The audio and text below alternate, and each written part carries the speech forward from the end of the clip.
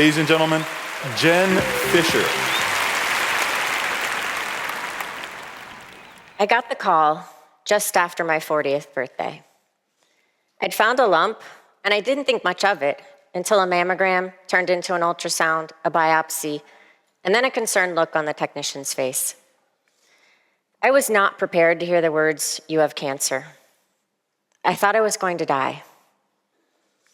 I started to tell my family and friends, and then I worked up the courage to tell my boss. I said to him, "I understand if you don't want me to be the chief well-being officer anymore. How can I lead well-being when I'm unwell?" He said, "Jen, you're a really smart person, but that is the dumbest thing I've ever heard you say." He went on to say, "This is an opportunity, albeit a really sucky one, to walk the talk on what well-being really means. Well-being isn't massages and luxury. It's the culmination of the daily decisions that we make for ourselves, especially during challenging times. You're going to get through this, and you're going to be a better leader because of it."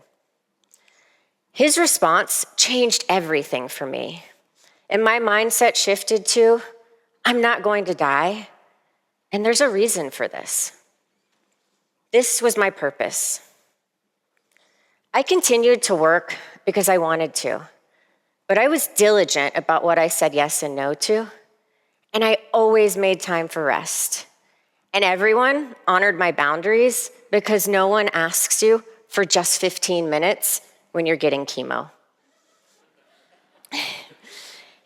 And my doctor said, as long as you feel well enough, don't stop doing the things that make you you. So I went to Las Vegas for a work meeting, and I got to meet Lenny Kravitz.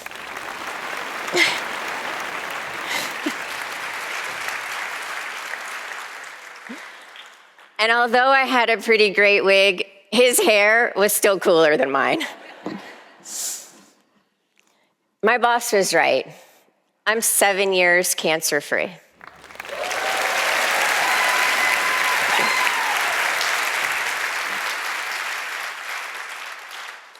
Thank you. And I am a better leader, not because of cancer, despite it. But cancer actually wasn't my biggest challenge. It was something that happened several years before. I'd been sitting at the right hand of the CEO of a multi-billion-dollar company. I was working all hours of the day and night, weekends, holidays, they all blurred together. And I thought to myself, this is just what I have to do to be successful. And I was praised for it.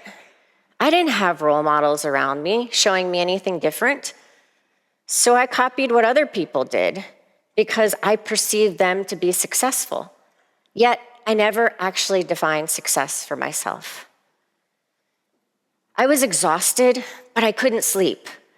My emotions were either really high or really low. And I was the master of phrases like, I'll rest when, or I'll take a vacation when, or I'll be happy when. I was losing myself little by little, and I didn't even know it.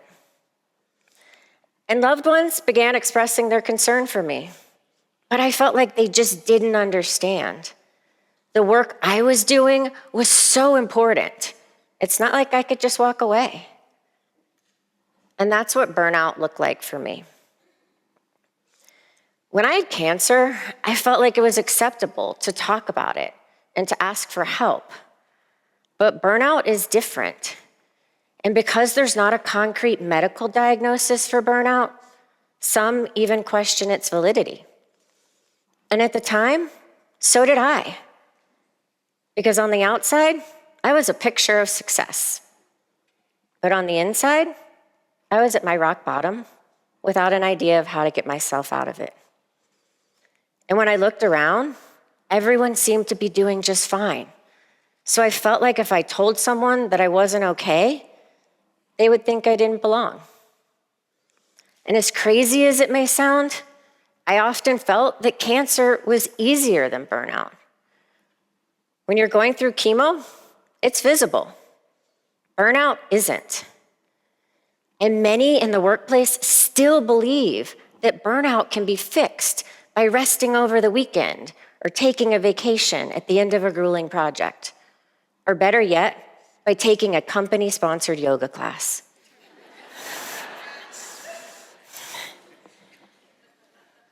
But what if we actually treated burnout in the workplace as seriously as we treat cancer? So I struggled to accept that this career that I had worked so hard for was never going to work for me. And I thought that my only option was to quit. But then in a conversation with a wise mentor, she helped me realize that quitting wouldn't actually solve the problem. And it's that realization that has become my mission, to help create the world of work that we all want to work in. So I started to build a business case, but the only research that existed at the time was around sports and the idea that well-being fuels high performance. But that isn't always true in business. Productivity doesn't always equal well-being. People can be high-performing and incredibly unwell. I know because I was one of them. And here we are today, when many in the workforce are burnt out from the C-suite on down. People are reevaluating the role that work plays in their life, and work has become a critical determinant of our well-being. And in this time of collective burnout, we're recognizing that it isn't the fault of the individual or of human resources, that burnout isn't a weakness. And the conversation around well-being at work is changing. And yes, it's true, work looks different for each of us. Some work behind a computer, others with a paintbrush in their hand, others drive a vehicle. But no matter what work looks like for you, it impacts your well-being. And while technology has given us many benefits, it didn't deliver on the promise that it would make us more efficient and therefore we'd have more free time. Instead, it's only created a 24-hour work cycle and a very real fear of missing out.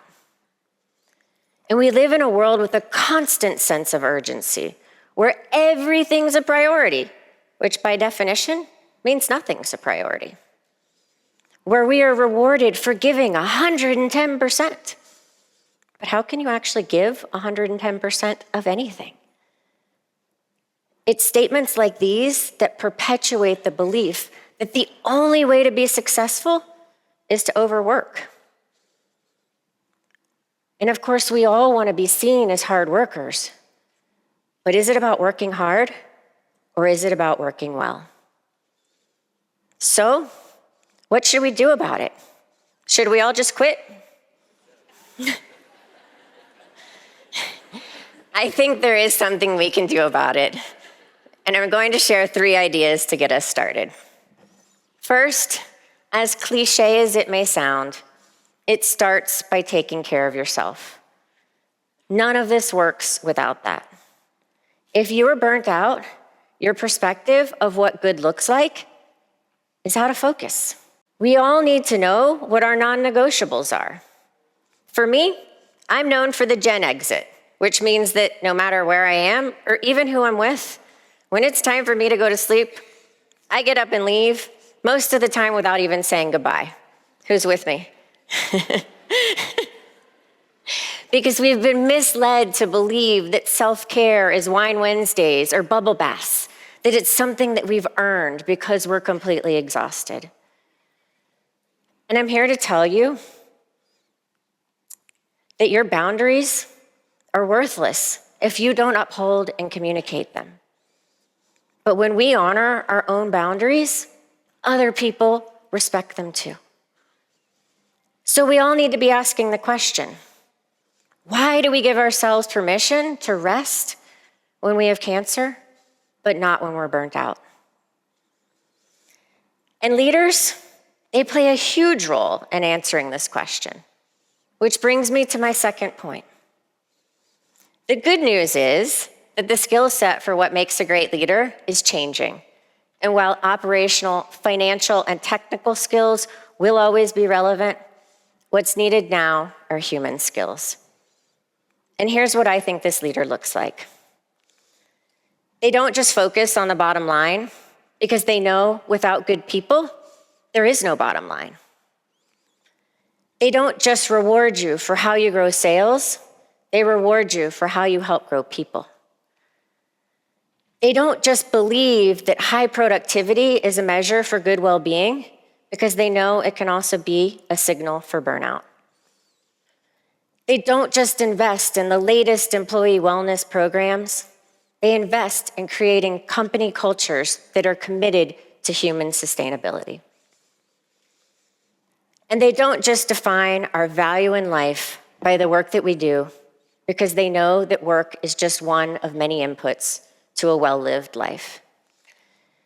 There's this term, servant leadership, that's become really popular over the last several years. But I find this term to be really confusing because it puts all of the focus on the leader taking care of everyone else above themselves. And it doesn't have to be either or, but well-being as a leadership skill set begins with taking care of yourself first. And finally, let's face it, whether you're the CEO of a company or an employee, we're all staring down the same hard truth. Well-being is a systemic problem, and it's going to require systemic solutions. We need to challenge the barriers, bureaucracy, and behaviors that are keeping us working in ways that are no longer working for us. If you have an employee struggling with burnout, you cannot expect them to take a week off and come back to the same environment with a different result. And what's increasingly clear is the way that work is designed, well, it's time for an upgrade. Because even during a worldwide pandemic, when so many of us learned that we can work differently, we still instinctively want to go back to the way that it was. Even though the way that it was and the way that it is leaves a lot to be desired. So in order to move forward, we need to stop pointing fingers and placing blame. We need to move from the legacy mindset that well-being is solely the responsibility of the individual to the more forward-thinking notion of human sustainability, which supports the collective, long-term well-being of individuals, organizations, the climate, and society. Work needs to be co-created, and we all have a role to play. And we didn't get here overnight, so we're also not going to fix it overnight. But we look back now and how people worked in factories during the Industrial Revolution with shock. We can't imagine the working conditions, the long hours, the few breaks, the extreme temperatures. And 25 to 50 years from now, and I hope it doesn't take that long, our kids and grandkids are going to look back on this time with the same emotions. They're going to see the collective burnout. But they're also going to see this as the moment that we decided to come together to do things differently, to make well-being the outcome of our work and not a luxury. Well-being is our future. Join me on this journey. Thank you.